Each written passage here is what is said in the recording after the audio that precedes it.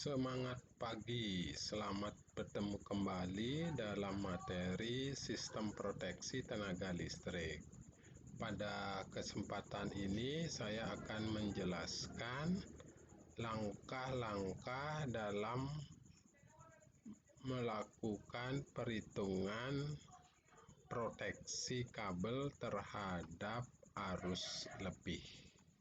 Oke. Nah, untuk menjelaskan langkah-langkah tersebut, marilah kita lihat sebuah kasus. Nah, contoh kasus ya. Nah, suatu instalasi listrik satu fase akan dibangun untuk mensuplai beberapa lampu dan beberapa kotak-kontak untuk motor-motor berdaya kecil bertegangan 230 volt. Instalasi akan dibangun menggunakan kabel NYM dengan faktor koreksi KH sebesar 0,8. Kemudian beban akan disuplai melalui dua sirkuit akhir seperti ditunjukkan pada gambar berikut. Jadi pada gambar ini nampak ada dua sirkuit akhir L1 dan L2. Oke.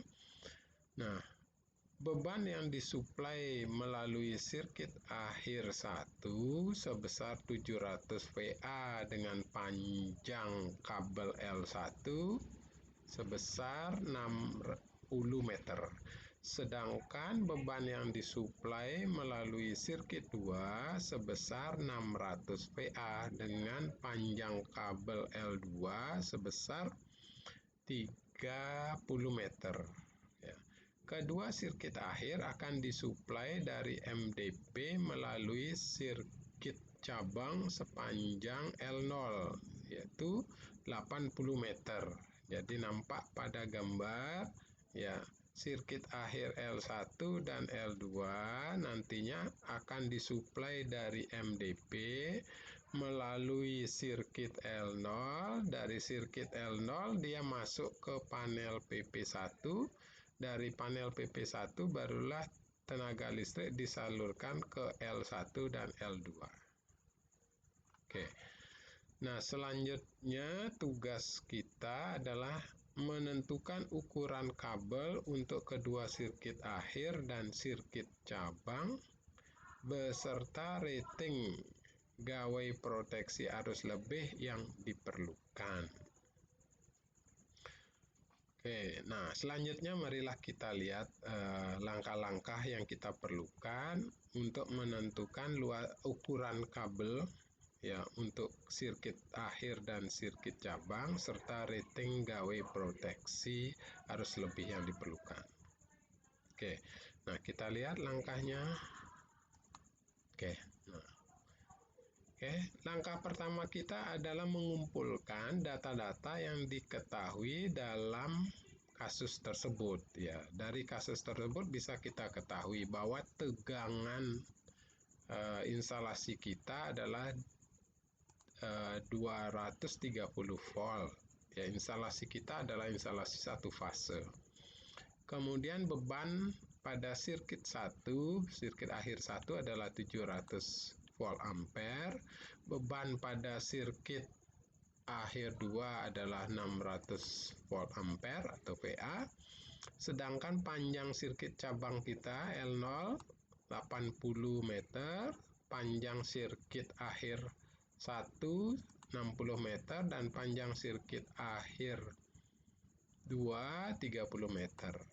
Nah, sudah diketahui dari pemaparan kasus di atas, instalasi akan menggunakan kabel NYM berinti 3 karena ini instalasi satu fase.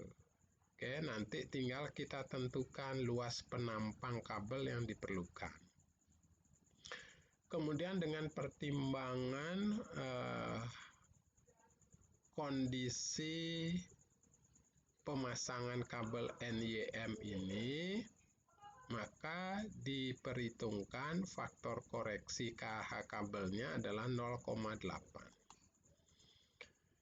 Oke, setelah kita tahu data-data yang diberikan pada kasus ini, langkah pertama kita adalah menghitung arus beban pada masing-masing sirkuit. Jadi kita lihat perhitungan arus beban pada masing-masing sirkuit ya.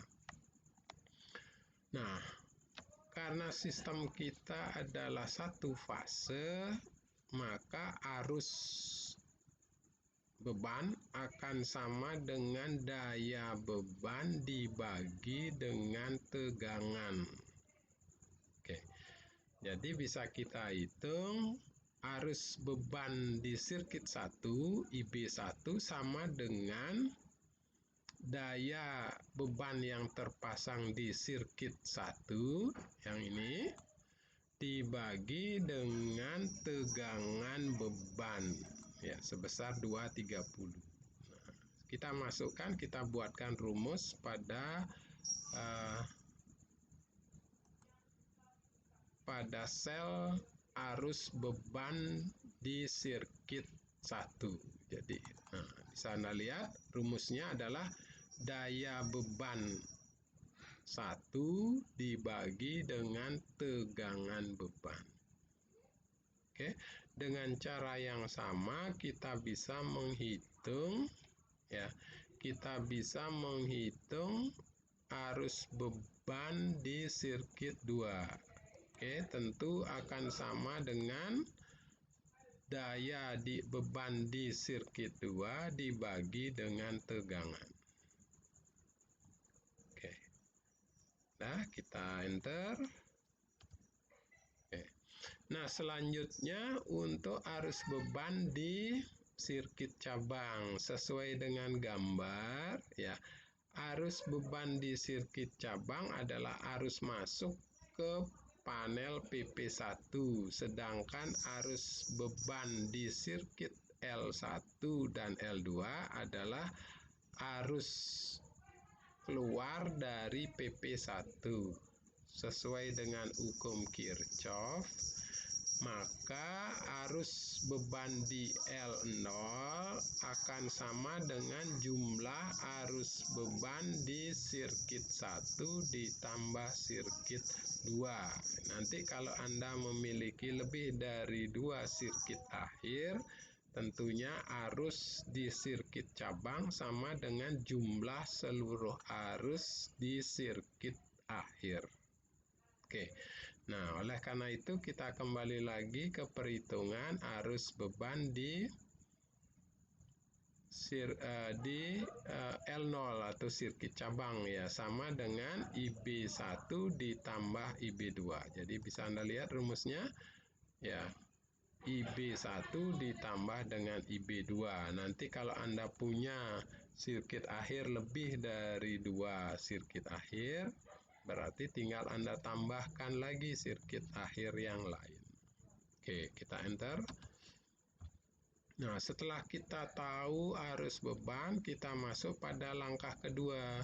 Langkah kedua adalah menentukan KH aktual dari kabel yang akan kita pakai dan luas penampang kabelnya. Oke. Nah, dalam menentukan ukuran kabel atau luas penampang kabel, ada 2 syarat yang harus kita penuhi. Syarat pertama, KH aktual kabel haruslah lebih besar atau sama dengan arus beban yang akan mengalir di dalam kabel. Yang kedua, drop tegangan sepanjang kabel ya, tidak boleh lebih besar dari 4% dari tegangan nominal beban. Jadi drop tegangan totalnya dihitung di di ujung sisi beban. Nah, oleh karena arus beban 1 yang melewati sirkuit akhir L1 sebesar 3,04, maka saya harus memilih kabel yang memiliki KH lebih besar atau sama dengan arus beban. Nah, untuk itu saya membutuhkan data teknis kabel. Nah, sebelum kita melanjutkan ke perhitungan ini, marilah kita lihat data teknis kabel NYM berinti 3. Oke, ini kita lihat sekarang. Nah, ini adalah data teknis kabel NYM berinti 3. Oke, dalam data teknis ini bisa Anda lihat ya, pada kolom pertama berisi luas penampang kabel, ya, nominal cross section kabel dalam ukuran milimeter persegi. Pada kolom kedua dan ketiga diberikan data resistansi kabel. Ya, kolom kedua menyatakan resistansi kabel diukur menggunakan tegangan DC. Sedangkan kolom ketiga menyatakan resistansi konduktor kabel diukur menggunakan tegangan AC. Nah, selanjutnya kita membutuhkan data kemampuan antar arus. Ya, kemampuan antar arus ada pada kolom current carrying capacity. Ya, karena kabel NYM hanya bisa digunakan di udara, artinya dia tidak boleh ditanam di dalam tanah, begitu. Maka di sini hanya diberikan kemampuan antar arus kabel untuk di udara. Oke. Nah, selanjutnya nanti kita akan membutuhkan data mengenai kemampuan arus hubung singkat yang bisa ditahan oleh kabel selama 1 detik. Oke, nah berdasarkan data teknis ini, kita memilih luas penampang kabel. Oke, jadi tadi arus beban di L1 itu sebesar 3, nah kita buka saja. Ya, sebesar 3,04 sekian ampere. Nah, saya kembali ke data teknis kabel. Karena arusnya sebesar 3,04 sekian ampere, maka saya harus pilih KH kabel yang lebih besar atau sama dengan 3,04 ampere. Jadi pilihan pertamanya tentu di baris pertama. Baris pertama 19 ampere. Karena KH ideal atau KH desain kabelnya 19 ampere, maka di sini kabel akan menggunakan luas penampang 1,5. Oke, untuk L1. Untuk L2 atau sirkuit akhir L2, oke, arus bebannya 2,6. Karena arus bebannya 2,6 sekian ampere, maka menurut data teknis kabel saya pilih yang memiliki KH 19 ampere. Jadi untuk L2 kita akan menggunakan luas penampang 1,5 mm persegi. Oke, yang ketiga sekarang untuk sirkuit cabang L0. Oke, sirkuit cabang L0 ya, arusnya sebesar 5,65 sekian ampere. Oleh karena itu, kalau kita lihat di data teknis kabel, ya kita akan memilih KH kabel 19 ampere. Oke, 19 ampere berarti L0 juga akan menggunakan luas penampang 1,5 mm persegi. Nah, selanjutnya kita kembali ke proses perhitungan.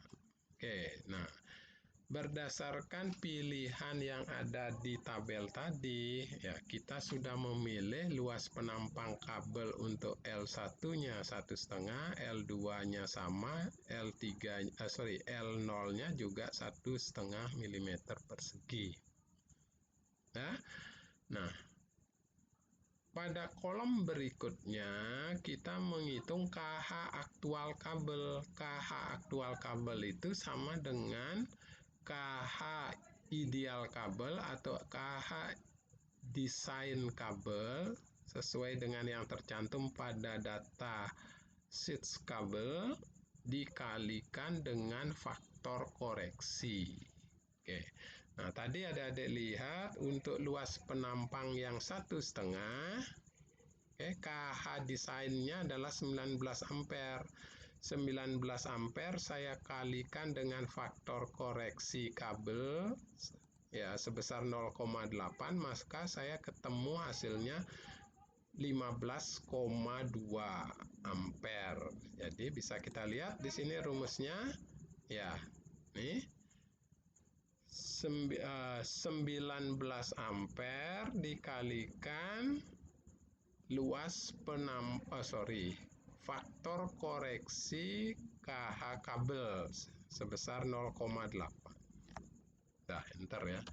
Nah, dengan rumusan yang sama, Anda bisa menghitung KH aktual kabel yang lain. Oke. Nah, selanjutnya kita ambil data resistansi konduktor kabel yang ada di data sheet kabel tadi. Ya.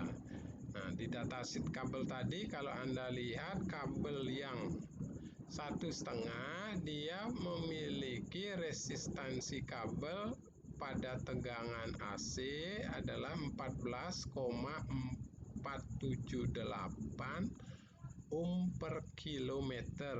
Oke, nanti hati-hati yang kita butuhkan adalah dalam ohm per meter. Oleh karena itu nilai ini akan kita bagi 1000 untuk menjadikan satuannya ohm per meter. Nah, data ini tinggal kita pindahkan pada tabel kita. Oke, ini datanya sudah kita pindahkan jadi seperti ini. Nah, selanjutnya kita akan melakukan perhitungan drop tegangan di masing-masing sirkuit. Ya. Oke, drop tegangan sama dengan impedansi kali arus yang mengalir pada sirkuit tersebut. Ya.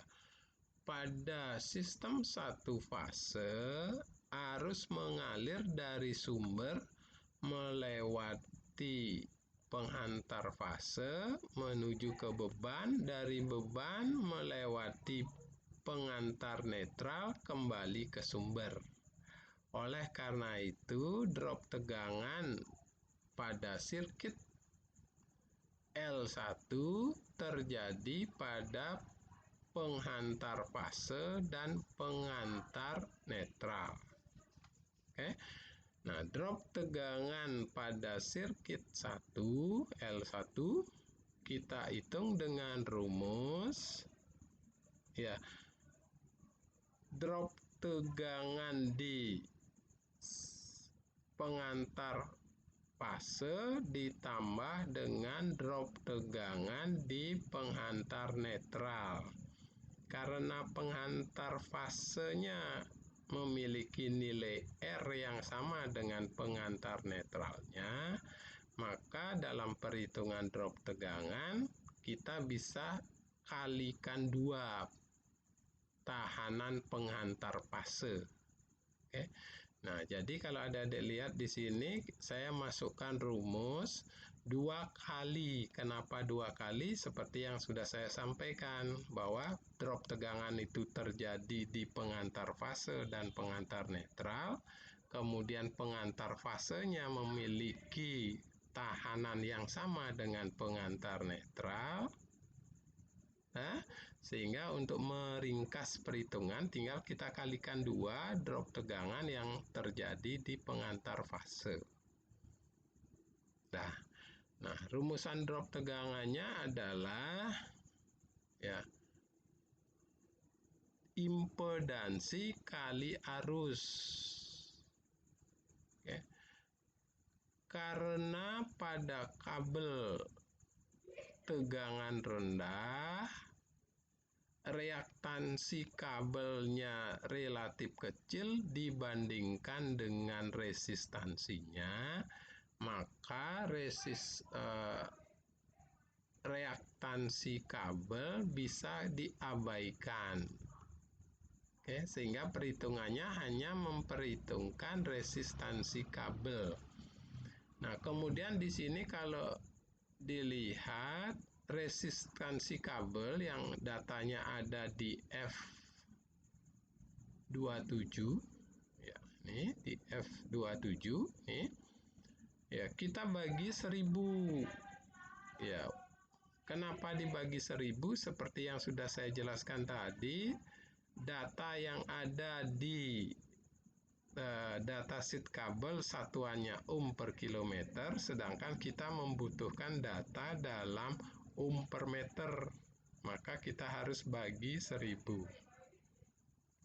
Oke, selanjutnya bisa Anda lihat kembali ke rumus. Ya, rumusnya itu adalah 2 kali panjang sirkuit di 17, panjang sirkuitnya lihat 60 dikalikan resistansi konduktor kabel dikalikan dengan arus beban. Lihat yang warna ungu. Oke, jadi dari situ hasil perhitungannya kita enter sama dengan 14,4 hasil perhitungannya sama dengan nih ya 5,2876 volt. Oke, dengan cara yang sama tentunya kita bisa menghitung drop tegangan di L2 dan di L0. Oke. Nah, selanjutnya kita menghitung drop tegangan total yang dirasakan oleh beban di ujung sirkuit akhir. Ya. Nah, kembali lagi ke gambar. Nah, kalau kita lihat ya pada gambar, kalau bebannya itu terpasang di ujung sirkuit akhir, maka beban akan merasakan tegangan terkecil, ya, kan merasakan tegangan terkecil. Ya. Nah, besar drop tegangan yang dirasakan oleh beban di ujung sirkuit akhir merupakan penjumlahan dari besar drop tegangan yang terjadi di sirkuit cabang ditambah dengan drop tegangan yang terjadi di sirkuit akhir. Itulah drop tegangan total yang dialami oleh beban di ujung sirkuit akhir. Oke, dengan logika seperti itu, kita bisa menghitung drop tegangan total yang dialami oleh beban di ujung L1, yaitu drop tegangan yang terjadi di L1 ditambah dengan drop tegangan yang terjadi di L0. Oke, nah kalau Anda jumlahkan hasilnya akan sama dengan yang di sini. Oke, jika bisa lihat dari rumusnya. Oke, jadi drop tegangan yang berwarna biru ditambah dengan drop tegangan yang berwarna merah. Nah, kita enter. Nah, selanjutnya dengan cara yang sama kita bisa menghitung drop tegangan total yang dirasakan oleh beban di ujung L2 sama dengan drop tegangan. Saya klik rumusnya. Drop tegangan di L2 ditambah dengan drop tegangan di L0. Nah, enter. Nah, perhitungan tadi menghasilkan drop tegangan dalam volt, sedangkan persyaratannya dinyatakan dalam persentase. Oleh karena itu, drop tegangan total ini kita jadikan besaran dalam persen. Ya, caranya adalah besar drop tegangan total dalam volt kita bagi dengan tegangan nominal. ya. Oke, tegangan nominal. Beban seperti yang disebutkan di atas adalah 230 volt. Nanti kita kalikan 100, ya. Sesuai dengan rumus, sesuai dengan logika tadi, H27 ini adalah drop tegangan total dibagi dengan tegangan nominal beban yang tertulis di sel D13. Kalau Anda lihat di sel D13 itu 230 dikali 100. Oke, kita enter. Nah, dengan cara yang sama tentu Anda akan bisa menghitung drop tegangan total yang akan dirasakan oleh beban di ujung L2, oke, dalam persen. Nah, setelah kita melakukan perhitungan kembali, sekarang kita cek persyaratan dalam menentukan luas penampang kabel. Persyaratan pertama, KH kabel, dalam hal ini KH aktual kabel, harus lebih besar atau sama dengan arus beban. Kalau kita cek KH aktual kabel adalah 15,2, sedangkan arus bebannya berkisar antara 2 sampai 5,65. Berarti memenuhi syarat. Yang kedua, persyaratan yang kedua, drop tegangan tidak boleh melebihi 4%. Nah, kalau Anda lihat di angka merah ini, drop tegangannya di atas 4%. Oleh karena itu, pemilihan ukuran kabel sebesar 1,5 ini belum memenuhi syarat. Ya, agar memenuhi syarat, maka luas penampang kabel ini harus kita perbesar.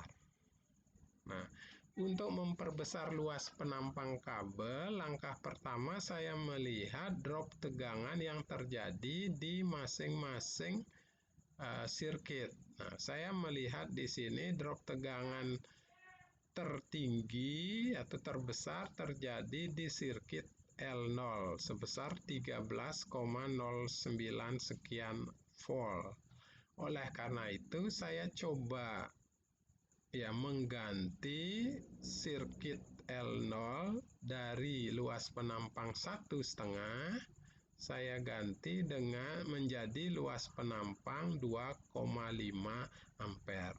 Nah, dengan mengganti menjadi 2,5 ampere, tentunya KH aktualnya akan berubah karena KH desainnya berubah sesuai dengan tabel kabel. Oke, begitu juga dengan resistansi konduktor kabel. Ya, dia akan berubah. Sekarang mari kita lihat sebentar datasheet kabel. Kita lihat luas penampang yang 2,5 mm persegi. Oke, ini pada baris kedua kita lihat. Ya, luas penampang 2,5 dia akan memiliki resistansi konduktor 8,866 ohm per kilo ampere, kemudian dia memiliki KH desain sebesar 25 ampere.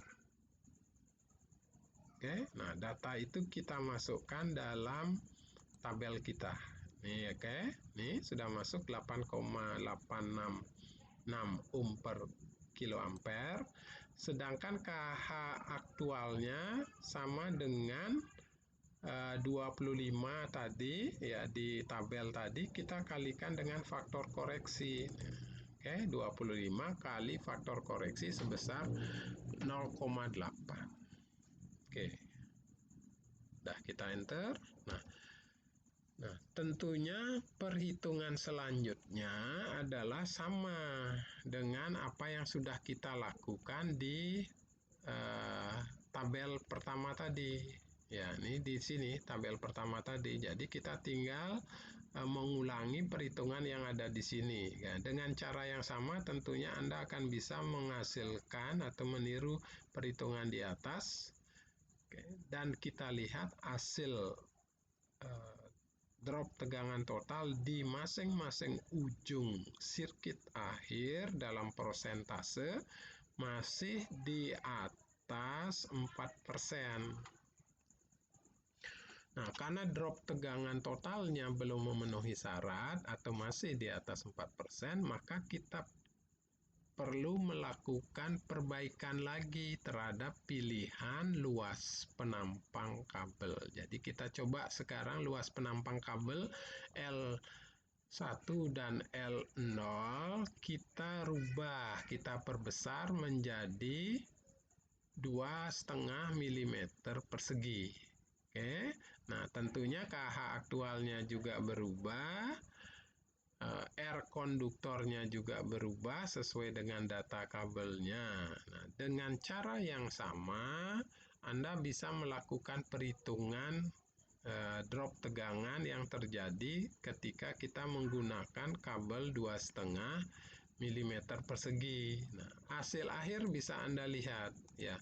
Walaupun L1, L2 dan L0 sudah kita ganti dengan kabel 2,5 mm persegi, drop tegangannya masih di atas 4%. Nah, oleh karena itu pilihan luas penampang kabel harus kita perbesar lagi ya. Untuk memperbesar lagi ya, tentunya kita tidak ingin memperbesar semuanya ya. Kita lihat data yang ada, hasil perhitungan yang ada di drop tegangan di masing-masing sirkuit ya. Di sini kita lihat drop tegangan yang tertinggi, kontribusi yang terbesar itu diberikan oleh sirkuit L0. Oleh karena itu, kita akan coba memperbesar L0 menjadi 4 mm persegi. Jadi 4 mm persegi. Nah, tentunya kita akan lihat ya data yang ada untuk luas penampang 4 mm persegi. Ya. Ini pada baris ketiga, luas penampangnya 4 mm persegi, resistansi konduktornya sebesar 5,516 ohm per kilometer. Oke. Kemudian KH desainnya ya adalah 34 ampere. Oke, kita masukkan ke tabel lagi. Nih, di sini sudah dimasukkan. Ya, R konduktornya adalah 5,516, sedangkan KH aktualnya sama dengan KH desain. KH desainnya tadi, kita lihat aja rumusnya, KH desainnya tadi adalah 34 ampere, kalikan faktor koreksi sebesar 0,8. Oke, jadi enter, ya dia akan memiliki KH aktual 27,2 ampere. Oke.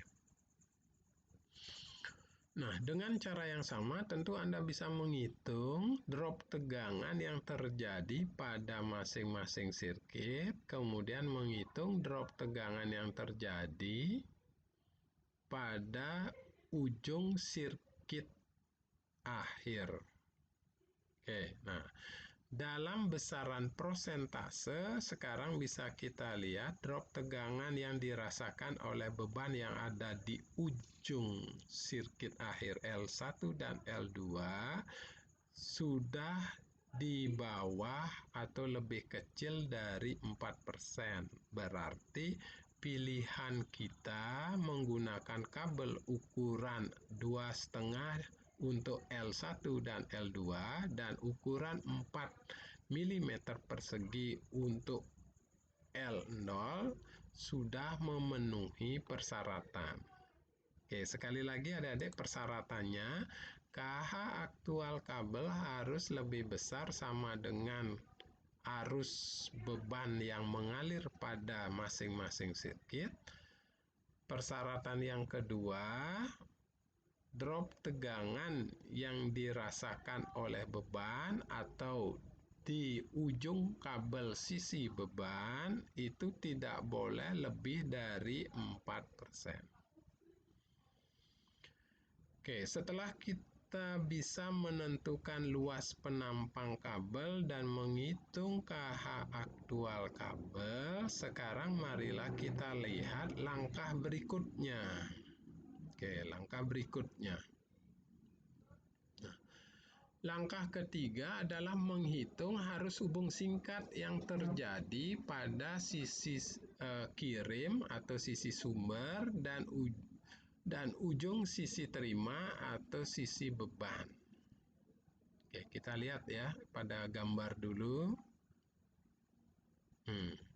Jadi untuk perhitungan arus hubung singkat L0, kita hitung gangguannya itu terjadi di MDP, di sisi sumber itu berarti dia di MDP, dan di sisi bebannya adalah di PP1. Oke, ya sama dengan bus di PP1. Sedangkan untuk L1, ya arus hubung singkat terbesarnya akan sama dengan gangguan di bus bar PP1, sedangkan arus hubung singkat terkecilnya sama dengan arus gangguan di ujung sisi beban daripada L1. Oke, nah kita hanya membutuhkan data ya arus hubung singkat di MDP sebagai arus hubung singkat terbesar bagi L0, kemudian arus hubung singkat di PP1 sebagai arus hubung singkat terkecil bagi L0, dan arus hubung singkat terbesar bagi L1 dan L2. Nah, selanjutnya kita butuh data arus hubung singkat yang terjadi di ujung L1 sebagai arus hubung singkat terkecil untuk L1 dan di ujung L2 untuk arus hubung singkat terkecil L2. Nah, kita hitung arus hubung singkat di MDP, arus hubung singkat di PP1, arus hubung singkat di masing-masing ujung sirkuit akhir.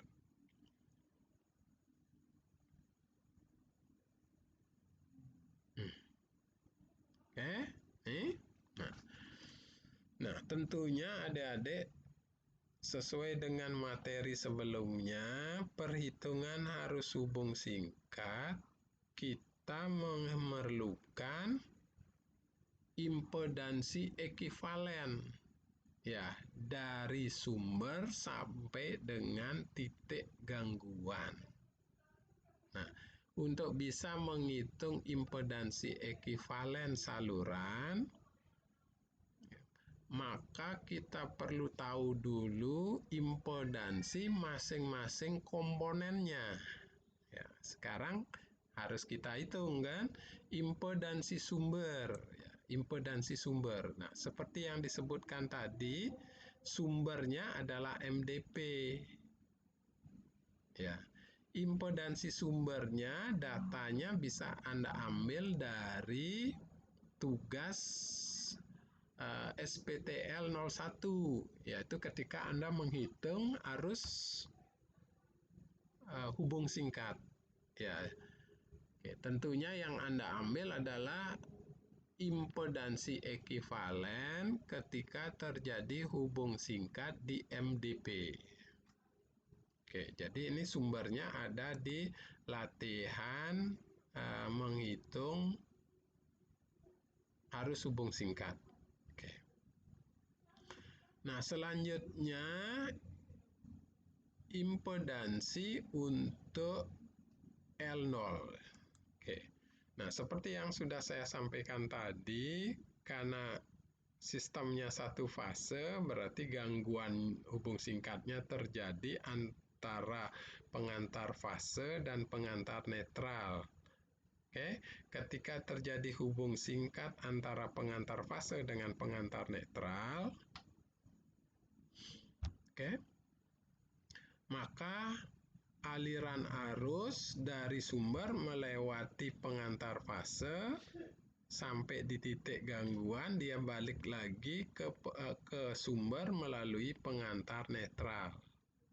Oleh karena itu, impedansinya dihitung 2 kali karena pengantar fase dan pengantar netralnya memiliki impedansi yang sama.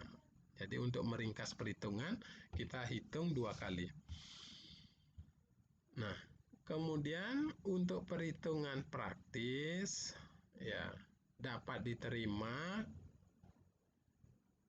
komponen reaktansi impedansinya diabaikan, ya, karena relatif kecil terhadap nilai resistansinya. Jadi yang kita perhitungkan adalah resistansinya saja. Oke, jadi bisa dilihat sekarang perhitungan setnya seperti itu. Ya, jadi perhitungan setnya adalah 2. 2 itu menunjukkan set pengantar fase ditambah dengan set pengantar netral, dikali dengan panjang pengantar di 16, dikali dengan data R konduktornya. Ya. Nah, kemudian seperti pada latihan menghitung arus hubung singkat, kita membutuhkan operasi bilangan kompleks. Oleh karena itu, persamaan atau pernyataan tentang impedansi L0, pernyataan impedansi masing-masing komponen saluran harus dinyatakan dalam bilangan kompleks. Ya, tentu Anda sudah bisa menyatakannya dalam bilangan kompleks. Oke, saya enter. Nah, dengan logika yang sama, Anda bisa menghitung set untuk L1 dan set untuk L2. Oke. Oke, jadi kalau kita klik, rumusnya logikanya sama dengan L0. Oke. Nah, selanjutnya kita melakukan perhitungan arus hubung singkat. Seperti yang saya sebutkan, kita membutuhkan data arus hubung melakukan perhitungan arus hubung singkat di sumber, di MDP, di PP1 sebagai ujung dari L0 atau sebagai sumber bagi L1 dan L2, kemudian di ujung L1 dan di ujung L2. Oke. Nah, data untuk arus hubung singkat di sumber atau di MDP itu saya ambil dari hasil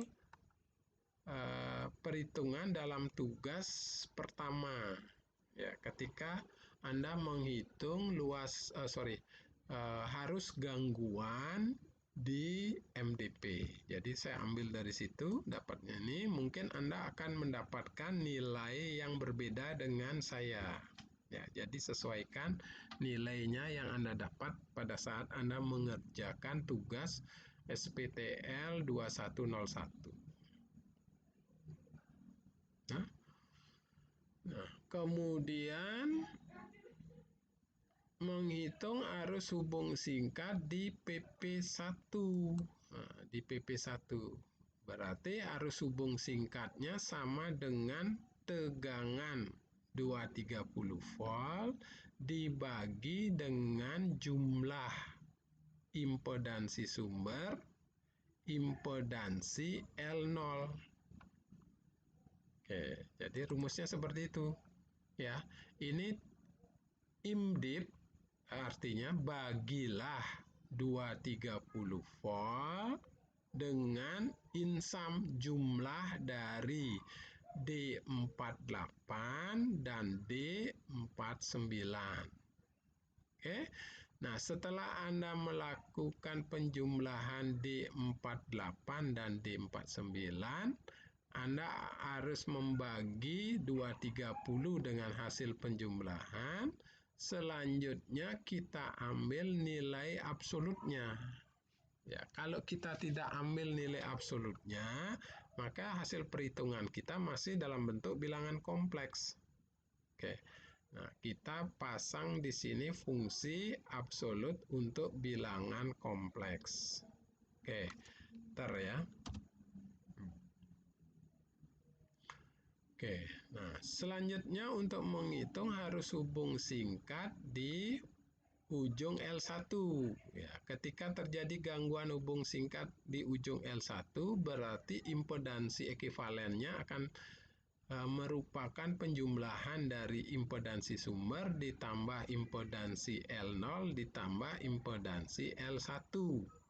Ya, maka rumusnya bisa saya tulis seperti ini. Oke. Bagilah imdip ya, bagilah tegangan 230 volt dengan jumlah dari D48 ditambah D49 ditambah D50. Setelah itu, ambillah nilai akhirnya adalah nilai absolutnya. Jadi kita ambil nilai absolutnya. Ya, sekali lagi ya, kalau kita tidak tambahkan fungsi IM ABS, maka kita akan diberikan hasil perhitungan berupa bilangan kompleks. Sedangkan yang kita butuhkan adalah nilai besaran arus hubung singkat. Maka kita tambahkan atau kita gunakan fungsi IM ABS. Oke.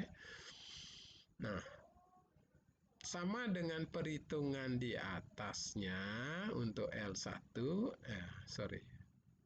untuk menghitung L2, logika perhitungannya sama dengan logika yang kita gunakan untuk menghitung harus hubung singkat di ujung L1. Oke, jadi ini logikanya sama. Ya, karena logikanya sama, ya bisa Anda lihat rumusnya hampir sama. Tentu komponennya akan berbeda. Oke, kita enter. Nah, setelah kita tahu arus hubung singkat di masing-masing ujung penghantar, sekarang langkah keempat kita adalah membuat kurva batas operasi kabel dan kurva arus hubung singkat. Ya, kurvanya dinyatakan dalam kurva arus waktu atau di istilah asingnya time current curve, ya, atau disingkat TCC, ya. Nah, data-data yang diperlukan untuk membuat kurva tersebut kita tuangkan dalam tabel dulu. Ya, jadi tabelnya seperti ini.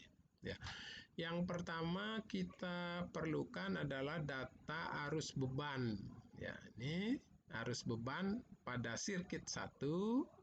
Oke, nah, data arus beban pada sirkuit 1 ini saya ambil dari data hasil perhitungan kita sebelumnya. Jadi kita lihat hasil perhitungan sebelumnya. Kalau kita klik di sini, ya ini hasilnya dari sini. Ya, dari hasil perhitungan arus beban di masing-masing sirkuit. Oke. Oke, enter. Nah. Oke. Sedangkan data KH aktual kabel tentu kita ambil dari hasil perhitungan terakhir ketika kita menentukan luas penampang kabel. Berarti kita lihat tabel terakhir ini.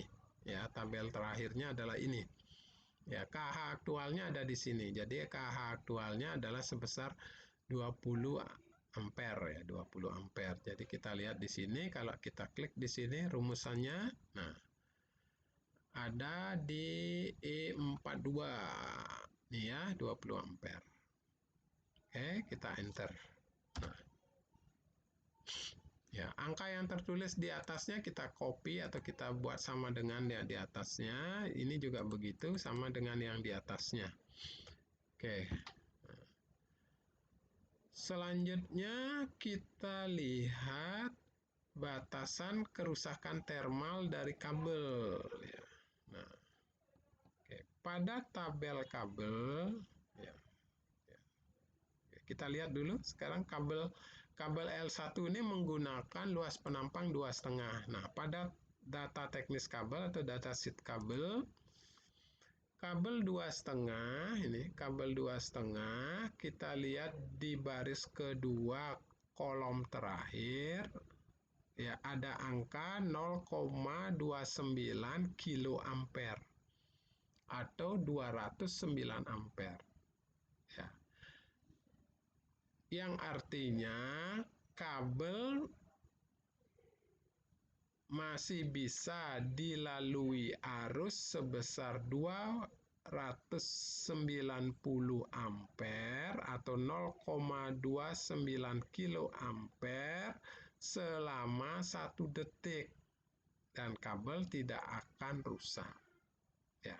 Tetapi kalau kabel dilalui arus sebesar 0,29 kilo ampere lebih dari 1 detik sesuai dengan data ini, ya ada kemungkinan kabel akan rusak. Begitu juga ya jika arus yang mengalir lebih besar dari 0,29 kilo ampere. Nah, data ini ya 0,29 kilo ampere atau 290 ampere dan 1 second kita pakai sebagai pedoman dalam menghitung batas kerusakan kabel. Oke, kita masukkan dari tabel kita tadi. Nah, ini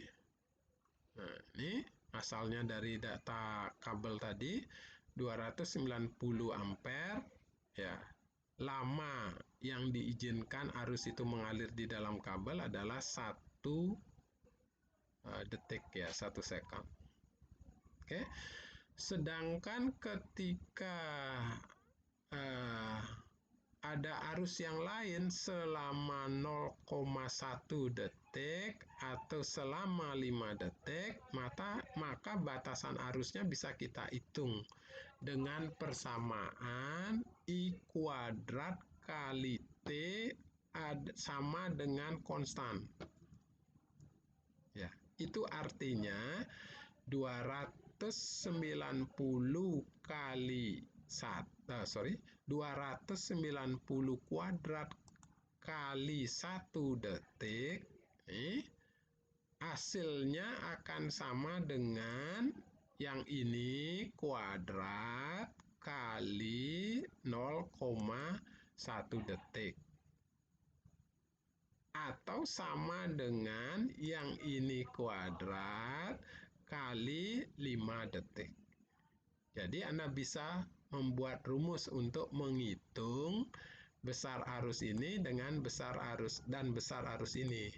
Logikanya, ya sekali lagi logikanya, arus 290 kuadrat kali 1 detik kali waktu 1 detik sama dengan arus yang ini kuadrat kali ini atau sama dengan yang ini kuadrat kali ini. Nah, kalau Anda paham dalam merubah bentuk rumus, ya, karena kita ingin menghitung arus yang ada, ya, kita ingin menghitung arus yang ada, maka saya buat rumusnya seperti ini. Ya, 290 kuadrat dikali 1, ya berarti ini D68 kali E68, D68-nya ini dikuadratkan, ya. Kemudian dibagi dengan waktu yang ada di sini, ya ini, ya waktu yang ada di sini adalah 5 detik tadi ya. Oke, selanjutnya kita ambil akarnya. Ya, kita ambil akarnya. Oke, saya berharap Anda paham dalam mengubah bentuk rumus. Oke, Begitu juga dengan logika yang sama Anda bisa menghitung arus yang ini. Oke, nah selanjutnya kita lihat arus gangguan hubung singkat maksimum untuk sirkuit L1 berarti gangguannya terjadi di PP1. Ya, kita tinggal ambil data arus hubung singkat yang terjadi di PP1 atau bus PP1. Nih kita pindahkan ke sini. Oke, jadi kalau Anda lihat nih, nah oke, begitu juga sekarang arus hubung singkat terkecil yang terjadi di sirkuit L1 sama dengan arus hubung singkat yang terjadi di ujung L1. Nih, ya. Oke.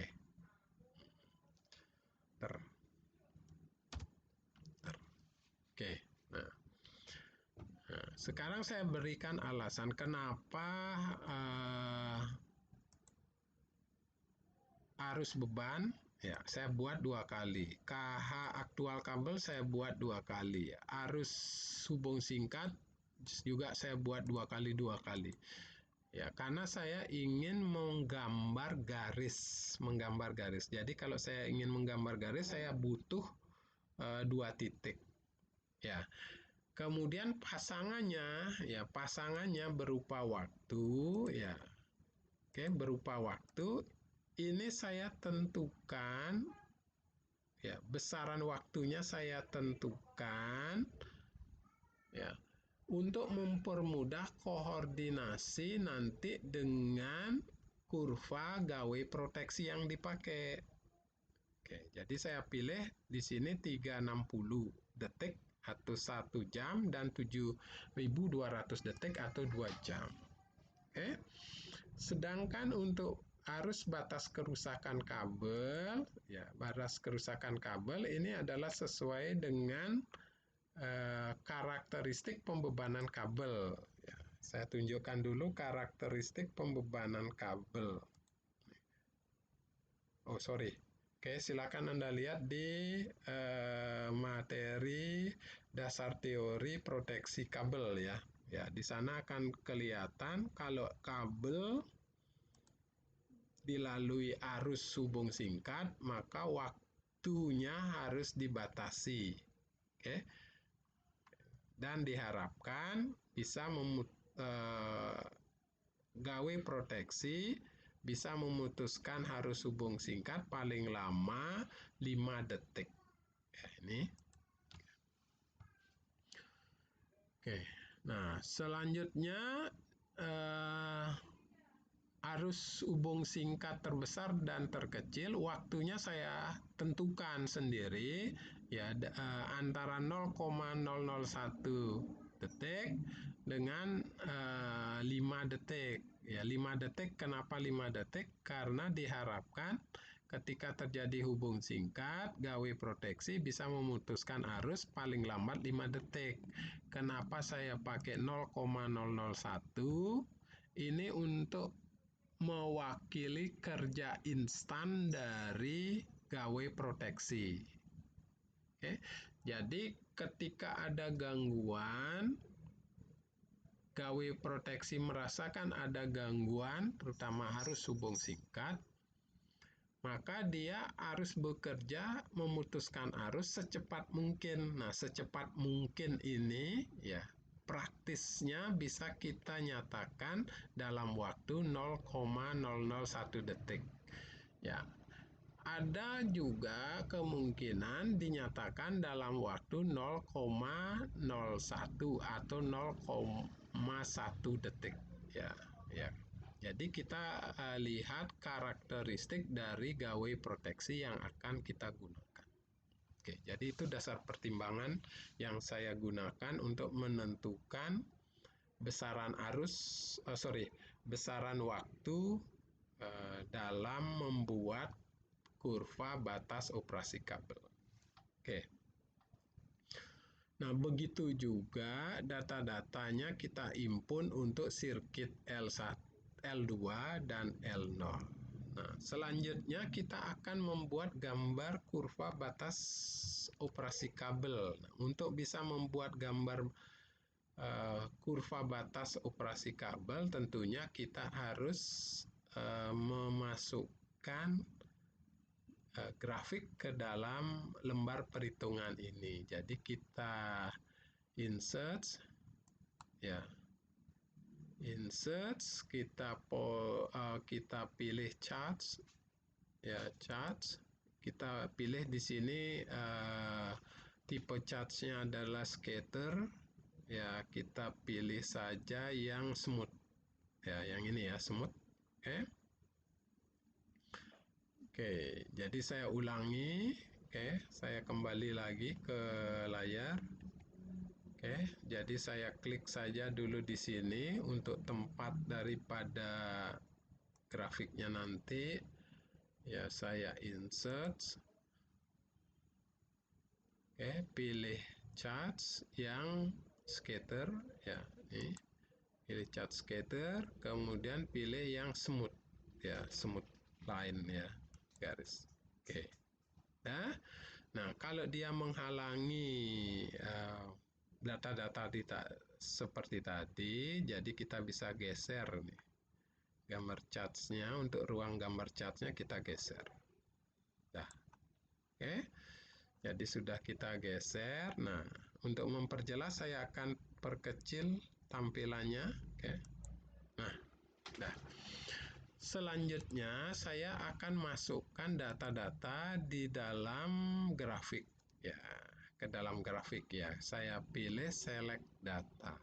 Ini select data.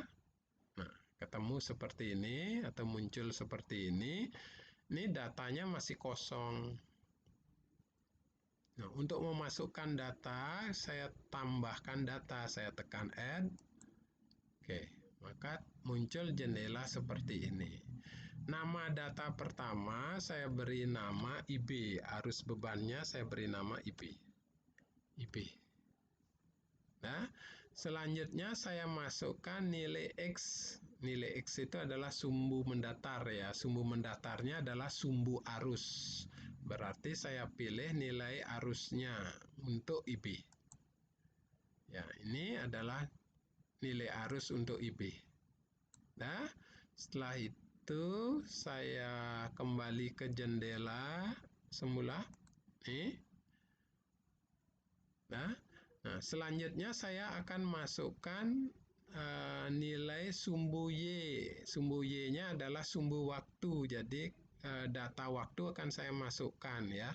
Jadi saya klik di sini. Oke. Nah, ini adalah nilai yang semula dan tidak berkaitan dengan data kita hapus saja. Oke, kita hapus. Oke, kita masukkan data yang sesuai. Jadi data yang sesuai untuk waktunya adalah yang ini. Oke, kita masukkan. Oke. Nah, ini sudah muncul di grafik Anda ada satu garis ya, satu garis ya. Kita simpan sekarang data ini. Nah, jadi dia data IB-nya sudah tersimpan sekarang. Selanjutnya kita masukkan data KH aktual kabel. Berarti kita tambah data, add lagi. Oke, kasih nama datanya, kita kasih nama saja adalah IZ. Nah, selanjutnya masukkan data arusnya. Oke, kita klik di sini. Oke, ini data arusnya adalah yang ini, 20 dengan 20 ya. Nih, biar adik-adik nggak bingung. Oke, setelah itu ya kembali lagi ke jendelanya. Masukkan data waktunya. Nah, ketika Anda masukkan data waktunya, hapus data yang sudah nampak dulu. Ya, kita hapus dulu ini. Kemudian kita pilih data waktunya yang ini. Ya, oke. Kembali ke jendela. Nah, sudah tampak ada garis kedua yang mewakili KH aktual. Oke, kita simpan. Oke. Jadi sudah tersimpan dua deret data atau dua series data. Selanjutnya kita tambahkan data lagi. Ya, jadi add lagi dia. Ya, data berikutnya adalah batas kerusakan kabel.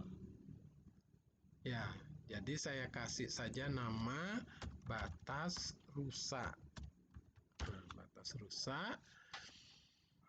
Nilai X-nya adalah nilai arus. Ya, saya geser sebentar ini biar bisa. Oke, biar nggak menghalangi sebentar. Nah, aduh.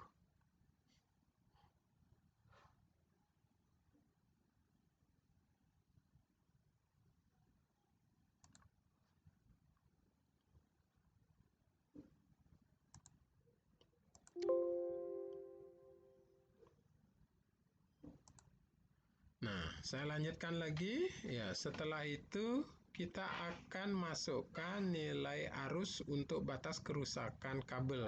Ya, nilai arus untuk batas kerusakan kabel. Oke, ini biar jelas saya pindah dulu. Ya, ini saya klik di sini. Pilihannya atau datanya ada di sini, batas kerusakan kabel. Ini saya pilih ketiganya. Oke, saya masukkan. Selanjutnya saya pilih untuk memasukkan data waktu. Ini saya hapus dulu. Oke. Selanjutnya pilihannya, nih ya. Ini dia pilihannya yang ini. Oke, enter. Sorry, diklik di sini. Oke.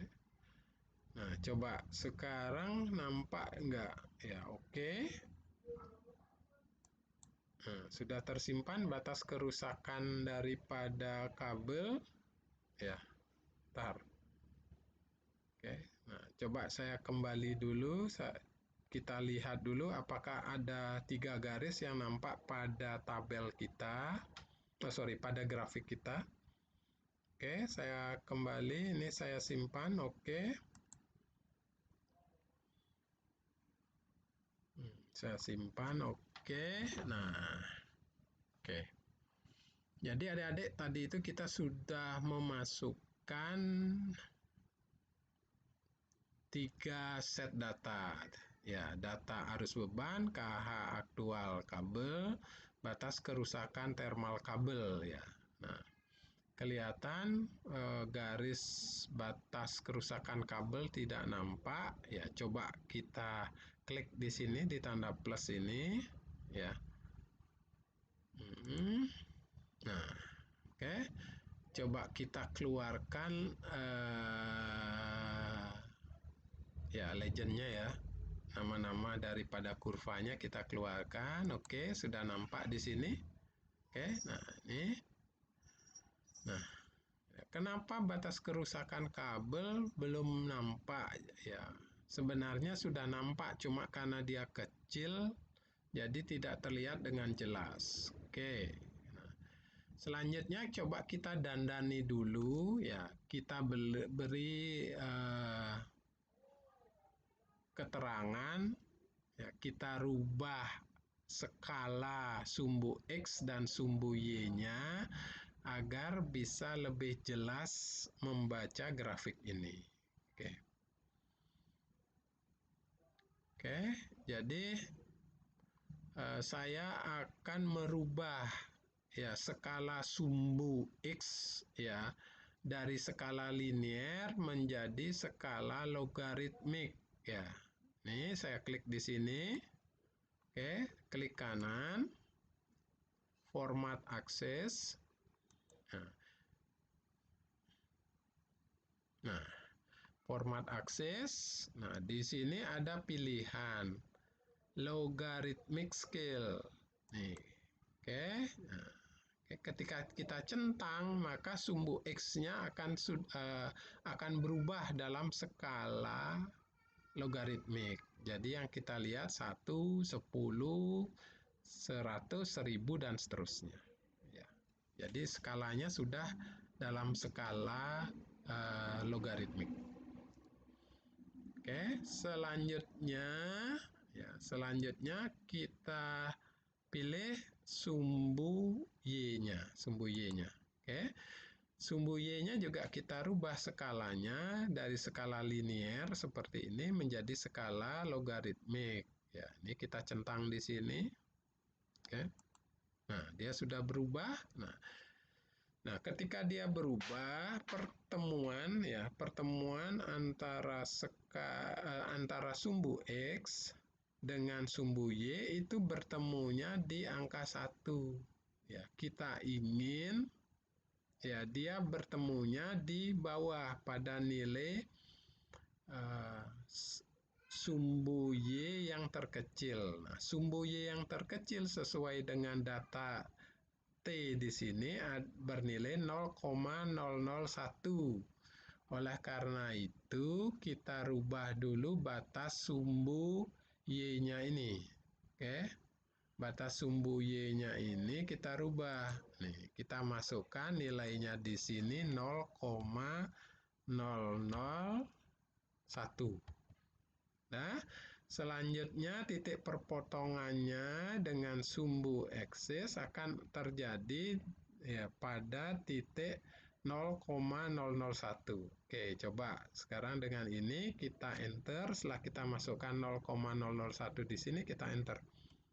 Nah, oke. Nah, kenapa di sini baru muncul 0,01 ya. Oke, coba kita tutup sekarang ini. Nah, ini. Ya, kenapa dia baru muncul 0,01? Ya, karena ada yang salah tulis ya. Oke, coba kita lihat ya, ada yang salah tulis enggak nih?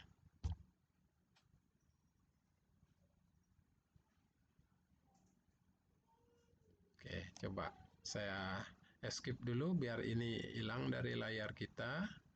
Oke, coba saya keluar dulu, hilang dia. Oke, saya kembali ke grafik.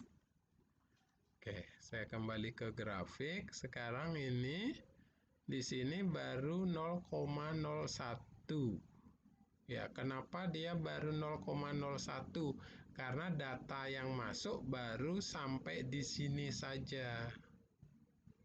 Oke, sekarang coba kita tambahkan data kita ke grafik ini. Data arus hubung singkat terbesar dan terkecil kita tambahkan ke dalam grafik.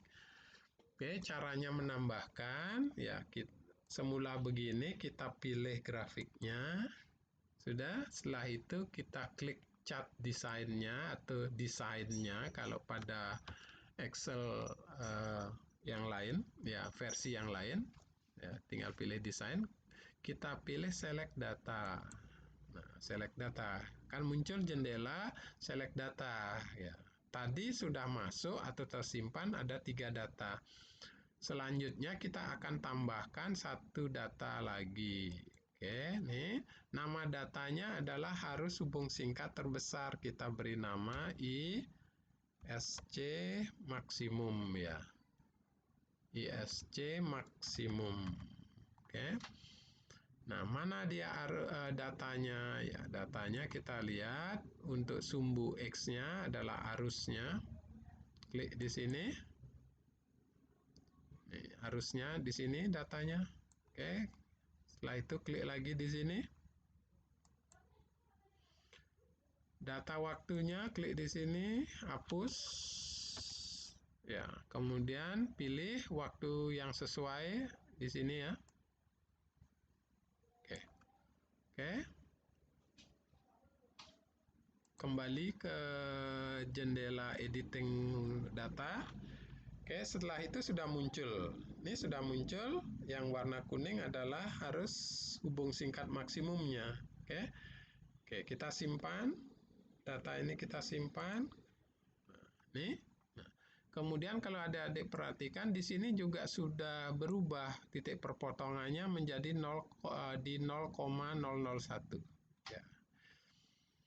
Sekarang data terakhir yang kita masukkan, ya kita tambahkan add data arus hubung singkat terkecil. Jadi kita beri nama ISC min. Nah, kemudian kita masukkan data arusnya. Nih, klik lagi di sini. Kita masukkan data waktunya. Hapus dulu yang ada. Kemudian pilih waktu yang sesuai. Klik. Dah. Nah, dia sudah muncul berwarna biru ya, berwarna biru. Kemudian kita simpan data ini. Oke, jadi kelima data, batas operasi dan hubung singkat pada sirkuit 1 sudah kita masukkan. Oke. Nah, selanjutnya saya pingin dandani. Saya pingin biar mudah saya baca ya. Karena di sini biru, biar tidak bingung. Maka ini bisa saya rubah bentuk garisnya, tidak garis penuh ya. Saya pilih garis ini, klik di sini, klik kanan, ya klik kanan. Nah, mana nih formatnya? Ini formatnya ada di sini, oke. Saya pilih bentuk garisnya ya. Nah, bentuk garisnya, nih. Saya pilih bentuk garis yang titik-titik, oke. Nah, selanjutnya saya ingin rubah yang ini juga menjadi garis putus-putus atau titik-titik. Oke, saya pilih yang kuning. Oke, klik kanan. Muncul yang ini. Oke, muncul outline-nya. Pilih bentuk garisnya. Saya pilih yang ini putus-putus ya. Oke. Oke, jadi saya bisa membedakan arus beban yang ini dengan garis yang putus-putus ini yang menyatakan arus hubung singkat. Oke. Nah, selanjutnya saya beri nama masing-masing sumbu dan nama untuk grafik ini. Oke. Nah, untuk bisa memberi nama sumbu dan grafiknya, ya saya klik di sini. Nah, muncul di sini. Ya, access title, ya saya centang access title. Oke, jadi dia muncul seperti ini. Oke, nih. Jadi ini langsung saya blok bisa. Ya, Anda blok. Ya, Anda delete kalau mau. Ya, kemudian Anda ketik di sana itu adalah waktu. Waktu. Ya, waktunya dalam detik ya, second. Oke. Kalau sudah, enter. Oh, sorry. Ada yang salah nih, tidak perlu di enter ya. Oke, jadi kita klik aja di tempat lain sehingga kita bisa keluar dari situ. Nah, selanjutnya untuk sumbu sumbu X-nya ini kita blok saja tulisan yang ini. Oke, kemudian kita delete. Kita tulis arusnya dalam ampere ya. Oke, arus dalam ampere. Selanjutnya kita pilih tempat yang lain, kita klik saja di tempat lain. Nah. Kemudian belum muncul untuk nama grafiknya. Coba kita klik lagi di tanda plus ini. Nih. Nah, chart title, kita pilih chart title, keluar dia ya. Grafik ini adalah grafik karakteristik ya. Di mana dia? Nah, ini kita pilih di sini ya, nih. Karakteristik ya, karakteristik arus waktu ya, karakteristik arus waktu sirkuit L1. Nah, kita klik di tempat lain. Nah, kemudian saya coba tampilkan grid-nya, garis-garis bantu yang ada di dalam grafiknya. Jadi kita kasih tanda plus, kita klik di tanda plus, nih, klik. Grid line ya, grid line-nya coba kita lihat grid line-nya, kita centang ya, yang dicentang baru yang primary-nya ya. Jadi garis primernya aja yang dicentang, yang minornya ya. Sorry, yang mayornya yang dicentang, sekarang yang minornya belum ya. Kita coba centang yang minornya juga ya. Oke. Jadi yang minornya juga dicentang. Oke. Nah, kalau sudah kita klik di tempat lain. Oke, kalau tidak berarti dia harus di enter. Nah, kalau tidak ya tinggal kita klik yang plus lagi ya. Nah, dah. Nah, kemudian garis minor dan garis mayor tadi coba kita pertebal. Oke, jadi saya coba di sini ini vertical axis ya. Vertical axis coba kita rubah bentuknya. Oke. Bentar. Oke, klik kanan. Nah, ini outline-nya kita rubah. Ya, saya ingin mempertebal warnanya, tapi tetap menggunakan warna hitam. Oke, coba. Kalau saya pilih yang ini.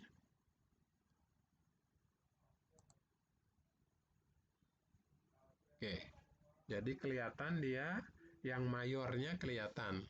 Oke, sementara yang minornya belum kelihatan. Jadi kita klik lagi, ini sudah muncul tulisannya, kita klik lagi. Outline-nya lagi kita pilih yang sama. Oke, nah ini. Nah, ternyata yang keluar ini minor untuk